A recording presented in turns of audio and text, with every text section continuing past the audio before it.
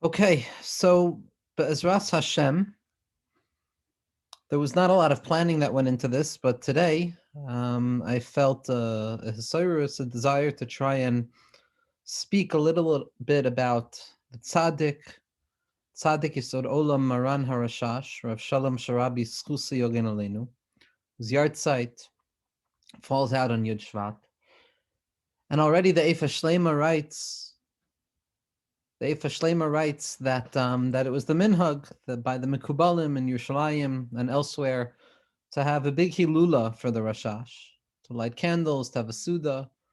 So while Anshe Hasvardim have the ability to recognize the godless of such a tzaddik, Ashkenazim are just a little bit behind, especially in Chutz La'aretz. In Eretz Yisrael, it's not such a big distinction, but here at least we can try and give a shir on a small level to discuss a little bit about what the tzaddik is and what this tzaddik represents and what he did and continues to do for the study of Panimiyas HaTorah, in particular the words of the Arizal.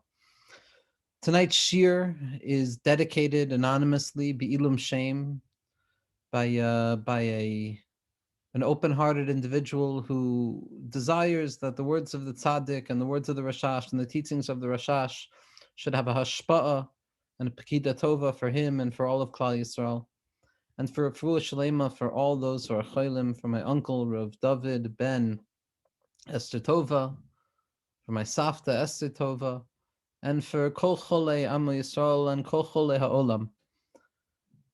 When it comes to talking about the Rashash, it's very difficult to even know where to begin. This is not going to be a biographical shir, but the Rashash lived a short life. The Rashash lived about 57, 58 years, passed away in 1777. And to begin with, what we can focus on is something that I heard from Rav Moshe Shatz Shlita, one of the individuals who has really, for the first time in history, opened up the teachings and the well springs of the Rashash to an Ashkenazi world by unlocking the key that is inherent within the Rashash's system of understanding, that without which we have no access to the Arizal whatsoever. The Rashash represents one of the four general modalities in which the Torah of the Arizal can be understood. B'derech klal, Pardes, or Pshat, Remez, Drash, and Sod, is broken up corresponding to the four letters of the Shem Havaya. And they represent the fourfold breakdown, the fourfold palace in which a person can interpret the words of Torah, hermeneutically speaking, to move from one room to the other without feeling that those floors or those different modalities of interpretation create any sense of distinction in the unified Torah, but rather each and every one of them operate in unison. The four tzaddikim who represent the Pardes, the four pathways or rivers in which we can understand the words of the Arizal, have b'derech klal been identified as the Rashash, the Ramchal, the Gra, and the Baal Shem Tov. Now, depending on where a person comes from is going to be the arrangement of those letters, but kuli amalo pligi, that the Rashash represents the pshat of the Arizal, or in the yeshivos of the Sephardic Mekubalim, what it's referred to as omek ha-pshat, the depth of the pshat. Now, at first appearances, pshat appears to be the most externalized level, the simplest understanding of things, without delving into the depth of the matter, stuck bechitzonius hadvarim, stuck on the externalized element of the teachings. But truth be told, oimek pshat, the depth of pshat, is in truth the deepest place that a person can come to in terms of their understanding of the words of the Arizal.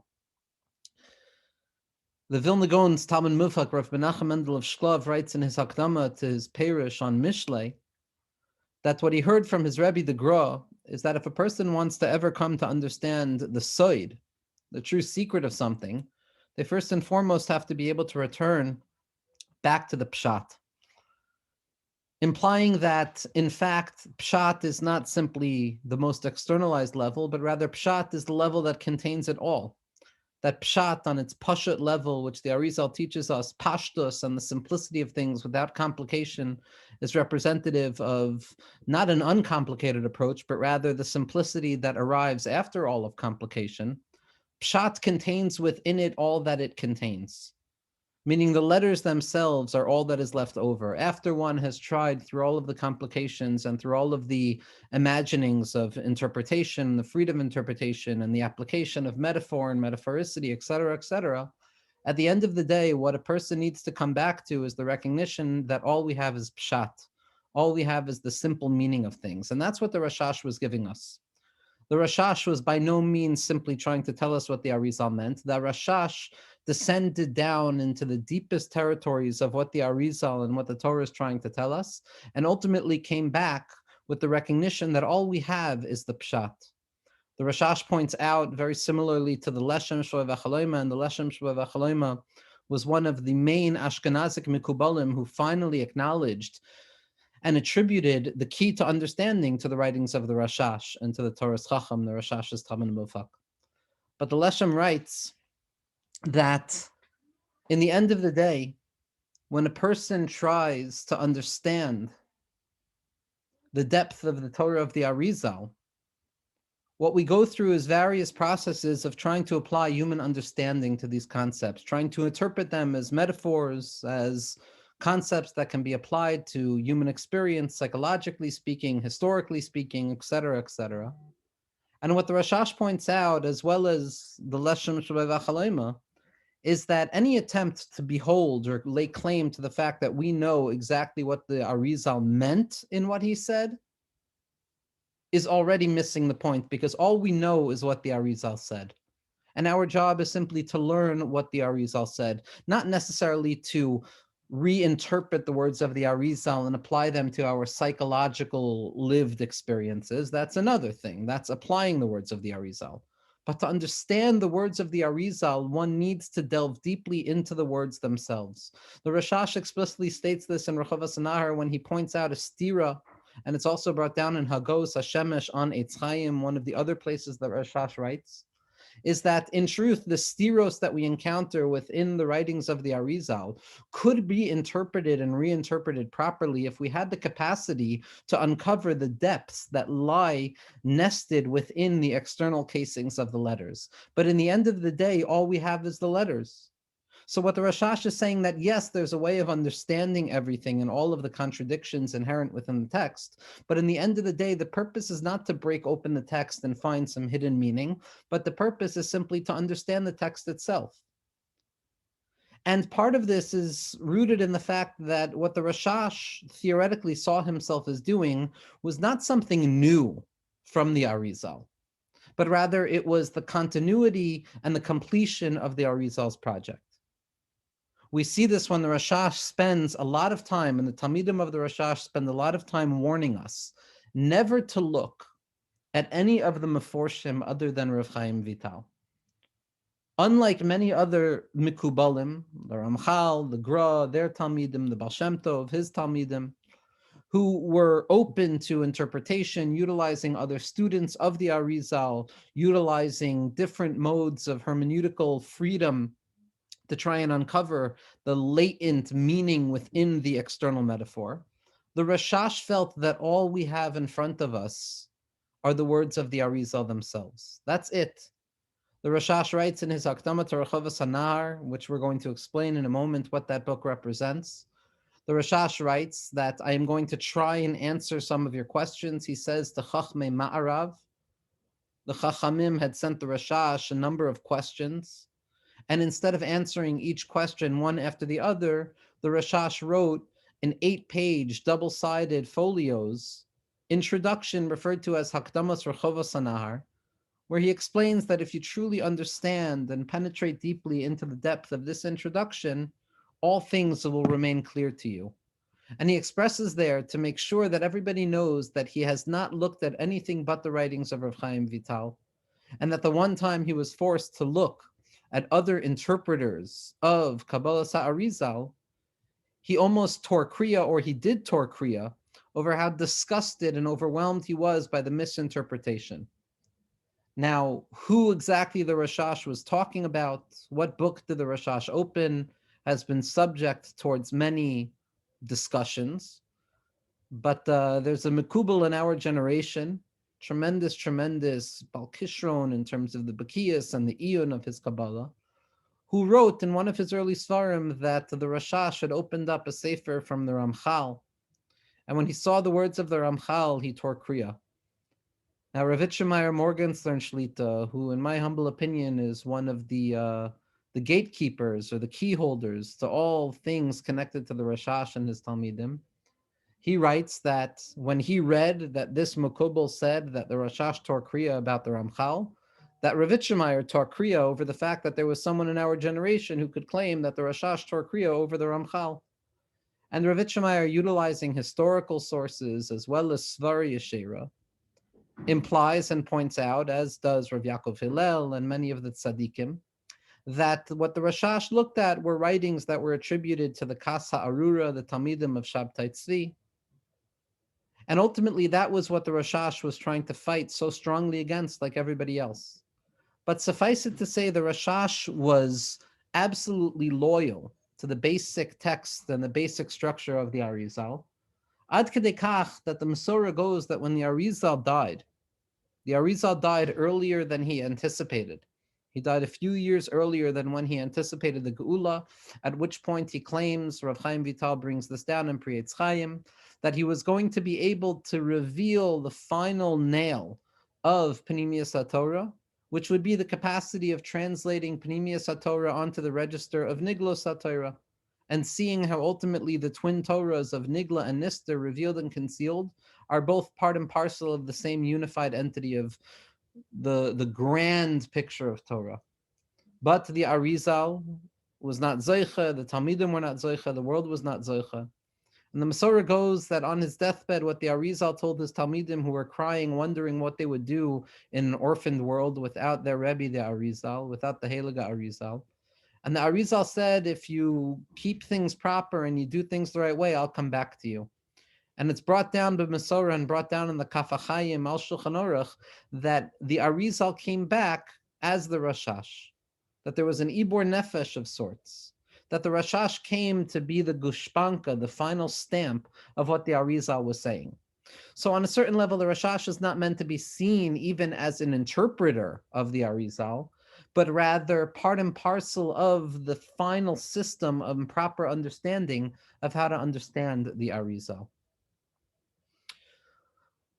One of the things that we're going to try and do tonight, Be'ezras Hashem, because there's so much to talk about when it comes to talk about the Rashash, is to identify four general principles, four general Torahs that can be applied to human experience.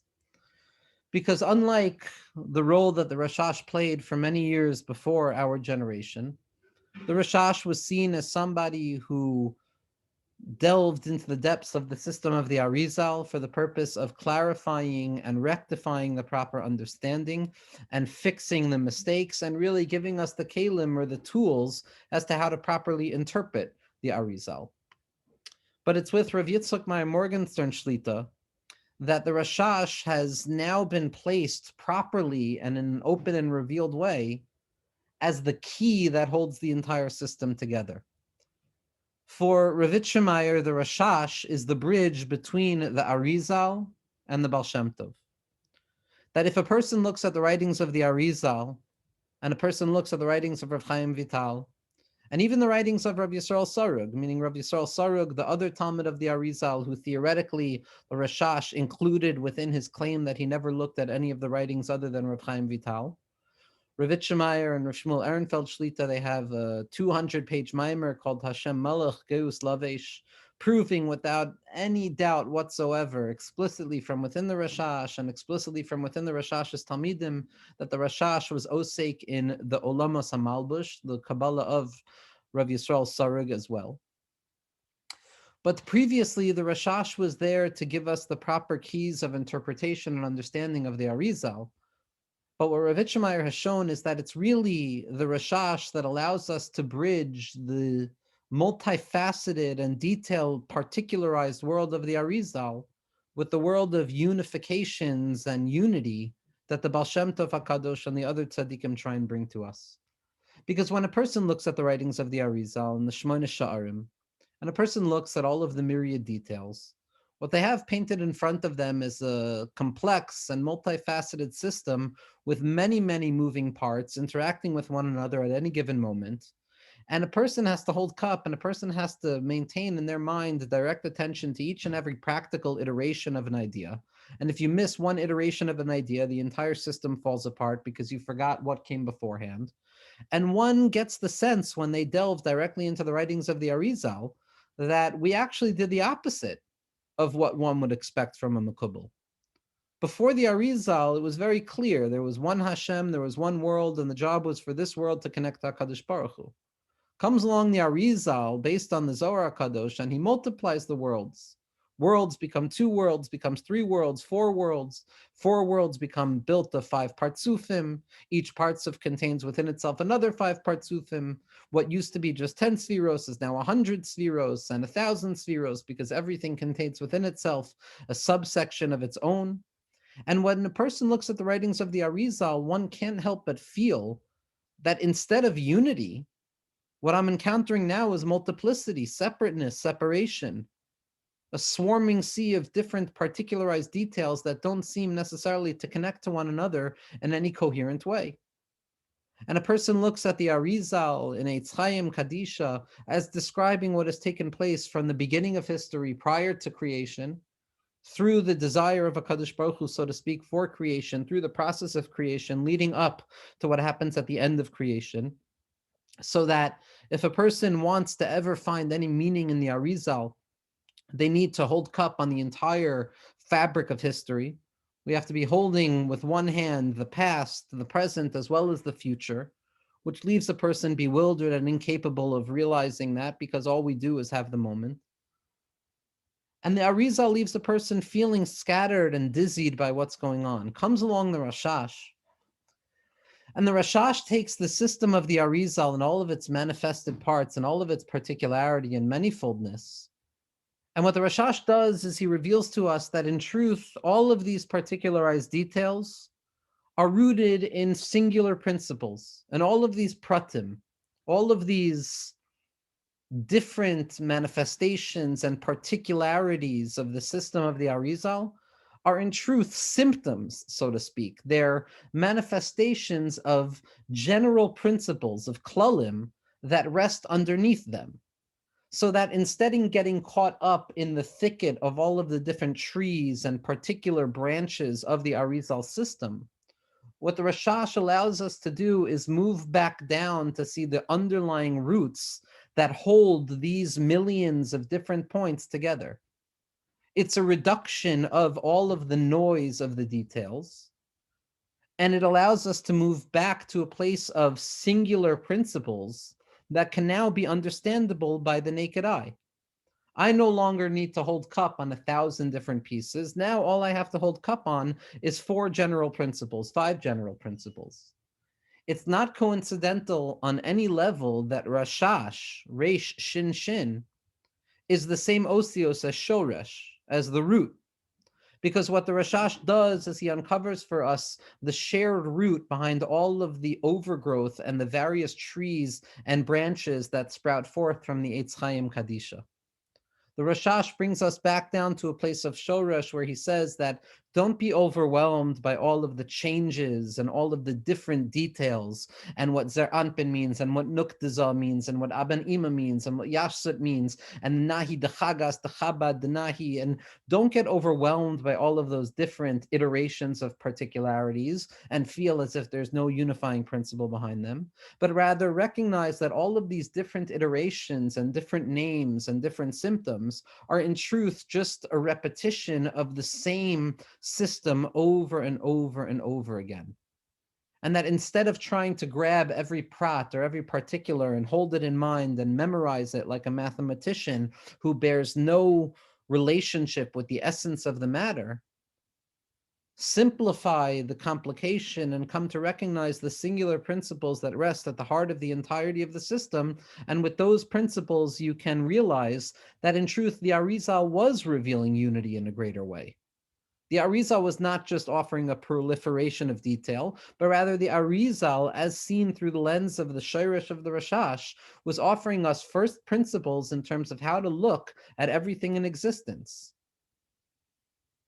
And so what the Rashash does, in spite of the fact that it appears sometimes that he makes it even more complex, is the Rashash shows us that the entirety of Kabbalah can be reduced to singular concepts that are repeated over and over and over in different ways. And instead of trying to figure out all of the different ways that they express themselves, if we can understand those basic principles, then we'll understand exactly what we're reading wherever we're reading it. We'll see, oh, this is just this concept applied in this way, and this is just this concept applied in this way. It's not a million different concepts. It's singular concepts that are expressed in a million different ways. And if a person is typhus, that's shirish, then they're be'etzem typhus the entire tree as well. And it's this simplification or unification of all of the details of the Arizal that allow us to now begin to apply those concepts of the Ari to the world of Yichur that our tzaddikim, the Ramchal, the Gra, and the Baal Shem Tov HaKadosh are explaining to us. Because now that the forest of Kabbalah and all of the difficult concepts that a person has to try and hold cup in have been simplified to singular principles, now I can begin again to believe in the unity of all things. Now I can begin again to see the singular uniformity behind all of the different processes. Ad kedei kach, that echoing the Arizal, the Rashash says as follows, that kimat kol ha-Kabbalah nichlal b'shnei ha-klalim mad v'man. That in truth one can unify the entirety of Kabbalah into two singular principles, Mad and Man, or Man and Mad, inspiration that ascends from below and inspiration that descends from on high, human effort that acknowledges lack from below, and the fullness of spirituality and moichin that descends from above. Everything can be reduced to those singular principles, which are in truth the pulsation at the heart of unity. And now that the Rashash has given us the keys to reduce the volume of the noise of the complications and to look at the singular principles, we can begin to look at the Kabbalah of the Arizal not as this mathematical or scientific physics textbook that needs to be memorized in terms of the metaphysics of it all, but we can now look at it as concepts, as philosophical concepts and categories that allow us to look at the world with eyes of Amunah. That the Kabbalah of the Arizal stops being the DNA of an individual. It stops being the physiology of the divine Godhead, so to speak. And it begins to be the principles, the klalim that a person has to utilize to look at the world in a healthy way, Be'ezras Hashem. And so what I want to try and do tonight, and this is just scratching the very, very surface, is to understand a few of the principles, the general qualities that the Rashash offers us. Now, again, I am of the belief, and this is just me, that our generation is particularly unique in the sense that the writings of the Rashash have been revealed and explained and elucidated in a way that they have absolutely never been before. Rashash and his Talmidim, especially the Torah Chacham, Zchus Yogen Eleinu, are famous for their terse amount of writing because there was no explanation. They were just dealing in the actual language of the Arizal. So their words read like detailed manuals for those who are initiated into a secret language. But nowadays, there are a number of tzaddikim and mikubalim. Rav Yaakov Hillel Shlita has done just simply a profound, profound job in elucidating the concepts of the Rashash. He wrote the first volume on the introduction of Hakdamos Rechovas Anar called Aspaklaria de Nahora, which in my mind is one of the clearest explications of the Rashash. He stopped, however. I had the schus of sitting by Rav Yaakov Hillel once in my life, and I asked when it was going to be finished, and he said he should have siyata d'shmaya to be able to finish it. So all of the tzaddikim should be blessed with the capacity to finish what they need to finish. But Rav Yitzchak Meyer Morgenstern Shlita as well has opened up the Rashash in a way that I feel is singular. I think that everything that the Rebbe does is singular, but especially in the world of the Rashash. His ma'amarim on Rechovas Anar that have been printed yearly in Yam HaChachma, which are now being printed fully as a Sefer B'fnei Atzmam, has basically made it more difficult to misunderstand the Rashash than to understand the Rashash. And the Rebbe's Talmud Mufik, Rav Shmuel Ehrenfeld, in his Svarim on the Rashash, Yeruchim Hashemesh, Ketzeitz Hashemesh, a foreseeable 26 volumes on the 8-page Hakdama of the Rechavas Hanahar. It's harder to misunderstand than it is to understand. All a person needs is the Azis de Kedusha to recognize that, if I'm sick enough, I need this medicine, and the Rashash is medicine for all of us.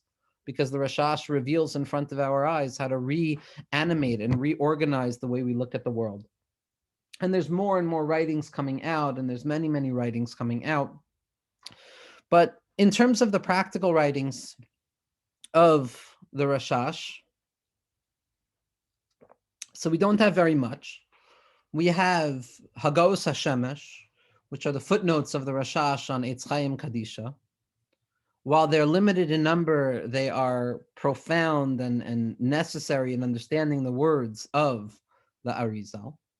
There's also klalim nifradim shenichdevu bekatnuso. There's general klalim that were written by the Rashash in his youth that are printed, I believe it's in Shar Lamed or before Shar Lamed in Eitz Chaim. Then what we have is Sefer Nahar Shalom. Nahar Shalom is theoretically an approach or a way of learning Shar HaKavanos and Pri Eitz Chaim, the meditative and contemplative principles of Kavanos, of the mystical intentions that a person has to hold in mind when they're engaged in acts of prayer.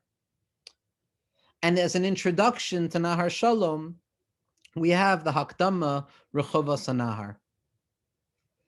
Now, one of the first concept that I want to try and look at with regards to what the Rashash has done for us in terms of understanding the Arizal is the concept of erchen, or perspectivism, or the relative nature in which everything can be understood. Because this rests at the core of what the Rashash was trying to do. That, like we said before, the Arizal's world looks like it's a million different pieces. And the Rashash is coming to show us that in truth, there's only very few pieces, but those pieces can manifest in millions of different ways. So one no longer needs to grab all of the million pieces. I can understand the 4 general principles and then see how it's applicable everywhere. For the Rashash, Hakol Tali Be'erche Hakinuyim Bilvad. Anytime we see the Arizal describing a different concept in spirituality, a different concept in the way that HaKadosh Baruch Hu has created the world, a different position in the field of spirituality, whether it be this partsuf or that partsuf. Again, we're trying to understand what the Rashash has done without basically even have an idea of what the Arizal said, which is a tall order.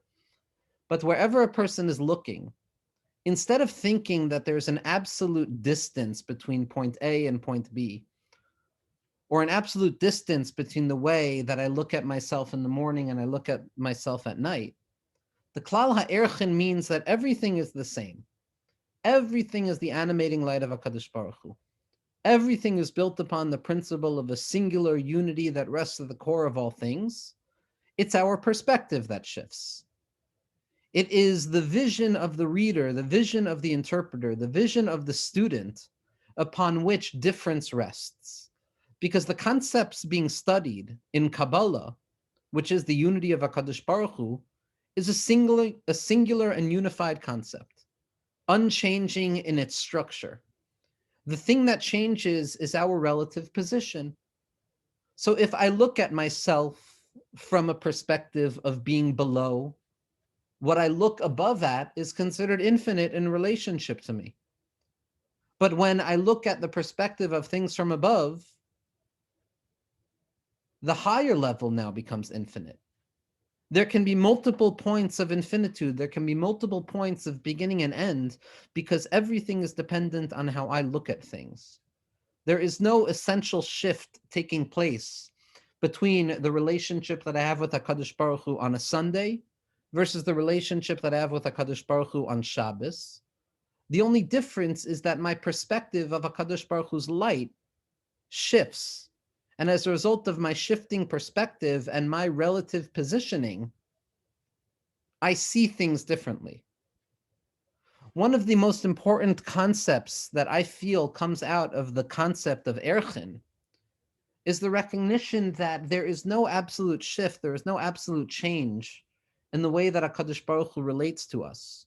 HaKadosh Baruch Hu is shav b'chol minei deshav. It's shivisi Hashem lenegdi tamid. HaKadosh Baruch Hu is unified and singular in all modes of unity without change and unchanging and unshifting. The Or Ein Sof is present infinitely within each and everything in our lives.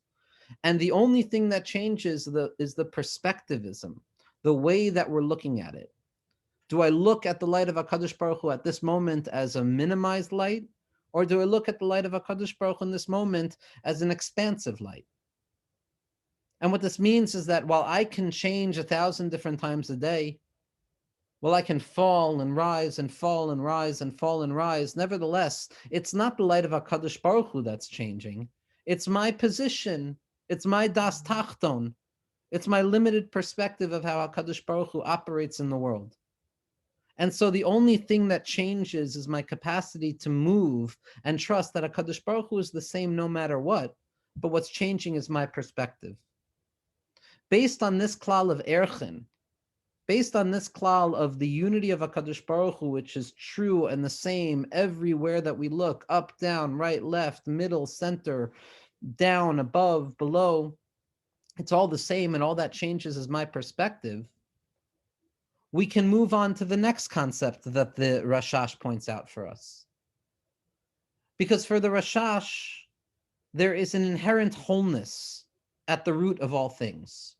Everything is always already revealed. The only question is, am I capable of rectifying and clarifying myself enough to reveal that which has always been present? So, like our tzaddikim, the Maharal, and the Talmidim of the Baal Shem Tov would point out, that tshuva is not simply changing who I am or becoming a person who is different than what I was, but rather tshuva is an uncovering of that which has always been potent and potential within me, except now it's revealed.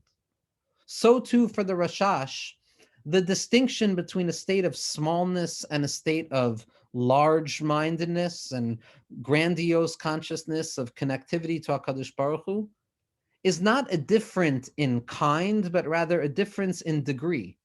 When I find myself in a state of katnus, when I find myself operating as a vak, as the 6 lower spheros without any chachma, bina, or das, the typical way of understanding this would be that I am missing chachma, bina, and das. I don't have it. And until I have it, I can't move forward. And so I see myself as a deficient creature in need of fullness that comes from elsewhere. But what the Rashash points out, inherent within the writings of the Arizal, is that in truth, everything is whole in and of itself. Everything contains its own fullness. The only thing we need to do is to be mezachech ourselves enough to reveal the inherent wholeness that exists within us, any place that we find ourselves. That sure, the tachlis is to move from a lower state to a higher state. But the only way that I move from a lower state to a higher state is when I come to understand that within my lower state itself exists that higher state. And instead of going out searching for fullness outside of me and feeling like I am missing essential ingredients to be a functional Jew, I come to live with the understanding and the awareness that I have everything that I need within me. I just need to learn how to be megala it, to rectify it, to reveal it. On a psychological level, what this means is a radical redemption of the self. That prior to the Rashash's intervention and interpretation of the words of the Arizal, we can look at ourselves as either having it or not having it. There are those who have it and there are those who don't have it. And if I'm blessed to be the one that has it, that spiritual insight, that capacity for inherent health and spiritual health, etc., so then great, but if I don't have it, I don't have it. Comes along the Rashash and he says, no, even within the vak is a gar. The gimel ration of chachma and bina and das already exists in latent form within the vak itself, within those lower 6 spheros. The body contains the mind within it. You just have to learn how to uncover the mind within the body. And when I can uncover the mind within the body, then I can go up to the next level and connect to the body within the mind. And then I can go another level and another level and another level. Because in truth, the only thing that is changing is our perspective of things. And we're radically trying to reduce the concealment and reveal that which is always present in front of us. This leads us to another chiddush of the Rashash. And again, the chiddush of the Rashash is not a novelty that was not present, but rather it's an uncovering of that which has always been present. The Rashash, as his Talmud Mufak, the Torah Chacham, points out all the time, haprat v'haklal shavin, that the particular and the whole are equal. What this means on a practical level is, b'derech klal, we think of the Shem Havaya, right? HaKadosh Baruch Hu's four-letter name, Yud Kei Vav Kei, representative of all of the worlds and all of the partsufim and the configurations through which HaKadosh Baruch Hu reveals himself in the world. The upper point of the Yud represents Keser, and the lower part of the Yud represents Chachma. The first Hey represents Bina, the Vav represents Chesed, Gvura, Teferes, Netzach, Hod, Yesod, and the lower Hey represents Malchus. On the level of Partsufim, the tippy top of the Yud represents Keser, which is Atik, and Arich. The lower part of the Yud represents Chachma, which is Abba. The Hey represents Ima or Bina. The Vav represents Zer Anpin or Chesed Gvur Tferes Netzach Hod Yesod, and the lower Hey represents Nukva de Zer Anpin or Malchusa Kadisha. Now, b'derech klal, the way we would look at that substructure of all of the letters of HaKadosh Baruch Hu's name is that these five parts combined create a grand system. And what the Rashash reveals to us is that the Arizal has been saying all along that it's not just that the Yud represents Chachma and the Hey represents Bina. The Yud has within itself an entire name of HaKadosh Baruch Hu, and the Hey has within itself an entire name of HaKadosh Baruch Hu, and the Vav has within itself an entire name of HaKadosh Baruch Hu, and the Hey has within itself the entire name of HaKadosh Baruch Hu. And not only that, but the Yud within the Shem Havaya of the Yud has its own subset of four letters, ad infinitum. Because anything that is built upon the essential unity of HaKadosh Baruch Hu dictates that it must have access to every imaginable particular. So what the Rashash has shown us is that don't think that you need to have the entire picture in order to grasp the totality of things. You can delve into the particularized point that you're grasping at that moment and come to uncover that everything is there. This is what Rav Moshe Shatz Shlita has referred to as the holographic principle inherent within the writings of the Rashash. That like a hologram that represents a singular image, but when a hologram is shattered into 10 different pieces, the unique nature of the holographic imprint of that image is that every shard of glass that was originally contained within that singularized form of the hologram contains the whole picture in and of itself. That the part contains the whole, because all the parts are just new iterations of the whole. Everything is the whole. As the Baal Shem Tov says, the name of the Rishonim, ha-toifes chelak min ha'etzem, toifes et ha'etzem kulo. Somebody who grabs and touches a part of the whole is in truth uncovering the entirety of the whole in itself. And that comes back to the original chiddush we said, which is that wherever I am, even if I'm just a prat, even if I'm just a part, if I dig down deep into myself, I can reveal that I'm a klal. And even though, as we said in the first chiddush of Erchin, even though I might only be holding by Zer Anpin, which is a state of katnus, and I'm stuck in my mind that I don't have any access to expansivity, in truth, if I dive deeply into my experience in this moment, I can uncover the vistas of mindfulness and awareness and emunah and yichud that I need to help me in that particular moment. And in that moment, I'm experiencing the geula of the self. In relationship to the next level, I haven't even begun. Well, that brings us to the next Nakud of the Rashash. The concept of Erchin, the concept of the relative principle and the relative proximity which we experience with the infinite light of God is in truth built upon the very fact that the human being is incapable of grasping the essence of HaKadosh Baruch Hu. That nothing can ever see itself as fully complete, because I can always look at myself from three different perspectives. And this is built on that perspectival vision of Erchin, that vis-a-vis myself as I exist in this moment, I am both whole in my mind and broken in my body. I am whole in my consciousness, or my chachma, my bina, and my das, and my gar, and I am broken in my emotionality of my chesed, gvura, teferes, netzach, hod, yesod. So the individual entity needs to see itself as both broken and whole at once, comprising two different experiences within itself. But in relationship to that which is lower than me, I am considered whole completely. Even my lower part is considered fixed, because in relationship to that perspective vision below me, so when I look up to where I am right now on that higher level, I'm whole in relationship to that broken space. And the same is true with regards to what is above me. Even if I'm whole in my mind, when I look at the level above me, I am broken in relationship to that. We have to see ourselves like links in a chain. We are the central link in between three links of a chain. The central link is connected both to that which is above and that which is below. In relationship to itself, it's both broken and whole. It's above and below. In relationship to that which is below it, it's considered truly above. And in relationship to that which is above it, it's considered truly below. So that there is no moment in a person's life that cannot be both broken and whole at once, whole in relationship to where I've come from, deficient in relationship to where I'm going towards, and whole and deficient at the very moment that I exist as I view myself right now. That everything is whole and everything is broken at once, because everything is the perspective at which I choose to look at things.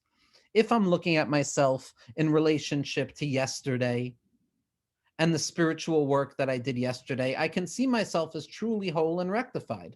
If I'm looking at myself in the perspective of my avodas Hashem that rests in front of me tomorrow, I have to see myself as truly deficient.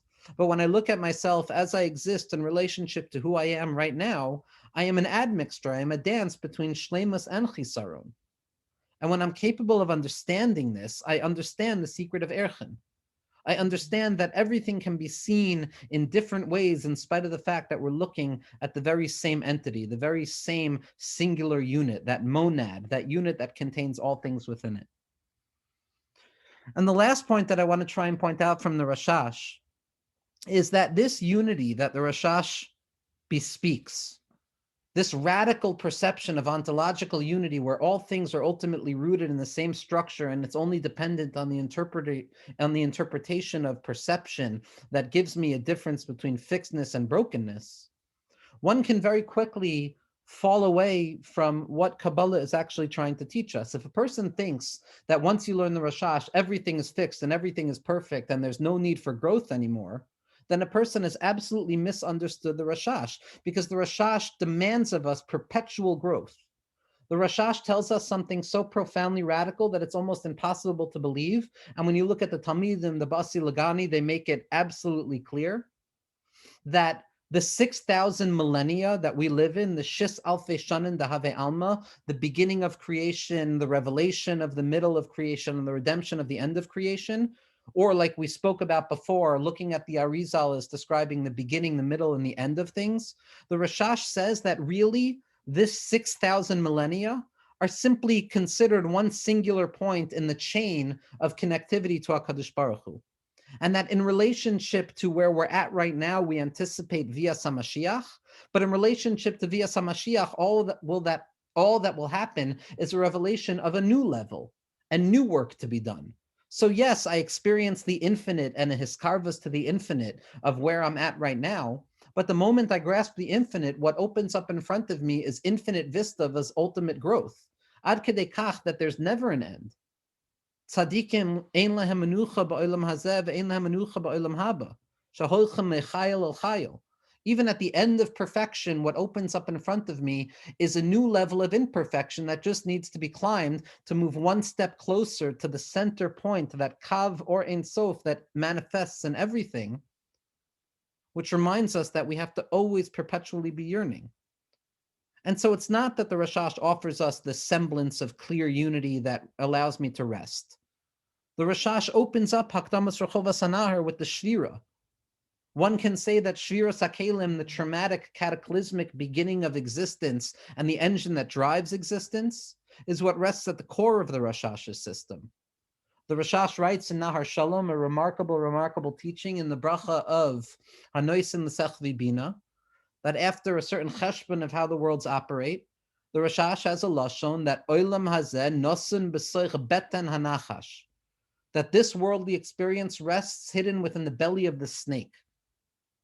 And I had the schluss of asking Rav Matel Zilber about this, and I had the schluss of reading Rav Itchemeyer describe this, that this is one and the same with what the Balatanya describes as Choshech HaKaful U'Mechupel of Olam HaAsiyah and the Dir B'Tachtoinim. It's also the Yahrtzeit of the Rebbe Rayatz, who was Megala Elukus Bebetan Hanachash as well in communist Russia. And it's the same as what Rabbi Nachman describes as Hastara B'Toicha Hastara. The Rashash is not running away from concealment. The Rashash is throwing us into the very belly of concealment to teach us how to reveal unity even there. How to reveal that Nakuda of the Shairesh, that's Megala, that everything is unified. The last point that I want to bring out from the Rashash, and again, one day we'll be zocha to go deeper into these ideas, is that for the Rashash, the Kav, the animating light of HaKadosh Baruch Hu as it descends into this world, is the Torah itself. For the Rashash, there's no difference on a certain level between connecting to godliness through the mind, through tefillah, or through Torah. When a person descends deep down into the letters of existence, beyond the words of Torah, but digs down deep into the irreducible building blocks of spirituality, at that moment, the person is makusher to the Or HaEin Sof. I believe it was the Eifa Shlema, I could be wrong, who came to, no, I think it was the Shemen Sasson. I'm forgetting who it was who came to who, but somebody came to the Ben Ish Chai in Baghdad, asking them how to find the Rebbe in Kabbalah. Kerem Shlomo. It was the Eifa Shlomo? Kerem Shlomo. The Kerem Shlomo. The Kerem Shlomo. The Kerem Shlomo came to the Ben Ish Chai and asked him how to find the Rebbe in Yerushalayim to learn by. And what the Ben Ish Chai said was that someone who is able to explain to you this teaching in the Rashash at the end of Rechovas Hanahar, that the Kav, Or HaEin Sof, is one and the same with the Or HaTorah, is someone who's right to be a Rebbe. And on a certain level, as the Tzadikim point out, and as the Talmidim al Baal Shem Tov point out, everything becomes Torah. There's Torah in Gashmias, there's Torah in Ruchnias, it's all relative. A person can uncover the light of unity of HaKadosh Baruch Hu anywhere. A person can come to realize that even the loftiest levels of experience rest within us. That's what the Rashash did by bringing Drush HaDas down. Typically speaking, we see Keser as something that exists beyond us. Drush HaDas of Rav Chaim Vital, which the Rashash plants directly at the heart of Rechovas Hanahar, teaches us that no, there's a way of looking that Keser exists within the mind itself, which teaches us that Geula rests within the mind itself, and that it's no longer a process of drawing down, but rather a process of uncovering the shayresh that exists within us. And while so much of this is just b'derech hakdama, and so much of this is not clarified properly, it should be the merit of the tzaddik, it should be the merit of all of the tzaddikim who live in the light of the Rashash, who try and study the words of the Rashash, and the words of the Talmidim, and the Taras Chacham, and the living tzaddikim, who spend their entire lives trying to uncover the secrets of unity as they exist, that we should be able to merit, to taste the sweetness of Pnimiyas HaTorah, to not be afraid of Pnimiyas HaTorah, to not be afraid of the Rashash, to not be afraid of the proliferation of details, and to come to realize that everything is everything, and it's one and the same, and it's the secret of unity that emerges, like Rabbi Nachman says, out of the unity that is expressed in myriads of colors, and the chambers of changes that we reveal the depth of the unity. So to hold on to the secret of the singular unity at the heart of all things, and also to realize that that unity can manifest itself in millions and millions of different ways. But if I realize that every prat that I come in contact with is in truth just another way of uncovering that klal hakula, at that point I come to realize that Einon Movado. Rav Itchemeyer points out explicitly, and it's brought down in the Talmidim of the Rashash, not the Rashash himself, but the Taras Chacham makes it very clear, as well as some of the Sidurim, but the Rashash's entire system is built upon the concept of Tzimtzum Eino K'Pshuto. Everything is revealed to be the light of HaKadosh Baruch Hu. It's just a question of how do I uncover the darkness of my eyes to see it. But Hashem is everywhere, Hashem is everything, and it's our job to uncover the shayresh and that vision, to be dairish, the kutzim of the osios, to uncover all of that difficulty and reveal the singular light of HaKadosh Baruch Hu that exists within it. Be'ezras Hashem.